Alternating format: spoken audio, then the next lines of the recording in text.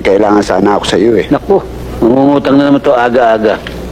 Huwag Mano, mo na akong halikan, gagalisin pa ako niyan eh. alam ko naman sa iyo eh. Nagbenta kayo ng palay kagabi. Uy, pagbibenta namin ng palay, alam mo, lakas ang pangamoy mo, Teng. Masyado mo income namin ah. Kaya ako nagpunta rito dahil naputulan kami ng ilaw kagabi. Ano? Eh, kasi ilaw nyo eh. Anong ilaw? Kaya nga gasera na ang ginagamit dahil pinutol ng Meralco eh. Kano na naman? Huwag mo na akong halikan sabi. Ako yung nangangati. Sebio, sana pautangin mo muna ako ng 200. Eh, may utang, may utang ka pa sa akin 800 eh. Oh, mababayaran ko rin yun pag alis ko. Papuntang Saudi. Saan punta ako na pupunta ng Saudi? Hindi ka na nakarating eh.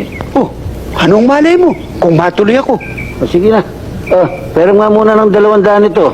Eh, nasa iyo pinagbenta ng palay. Wala eh. Sige na't makalayas na lang to. Eh, 100 tong pera ko eh. Oh, sige. 100? Oh, paano? Eh, di kulang ka pa ng 100. Ha? Oo. Oh, saka mo na lang ibigay. Oh, teka muna. Para lumalabas ako pa may utang eh. Talagang may utang ka. Paano? 200 ang hinihiram ko sa'yo eh. Ibiram ka lamang eh. Ako pa makakaroon ng utang na ibibigay sa'yo. Eh, sa sandali lamang, hindi kayo nagkakaintindihan eh. Hindi kasi kayo marunong ng arithmetic. Magkano ba inutang mo? 200. Magkano binigay mo? 100. Magkano kulang? 100. O yun. Paano 100 yung utang? O bayaran mo. O, ayan. O yung utang mo sa kanya. O yan. Oh. Ayan. Oh, Mas ka. Oh, paano ngayon? Demanos na. Hindi manos. Akala mo maisa mo ako, ano ko gago?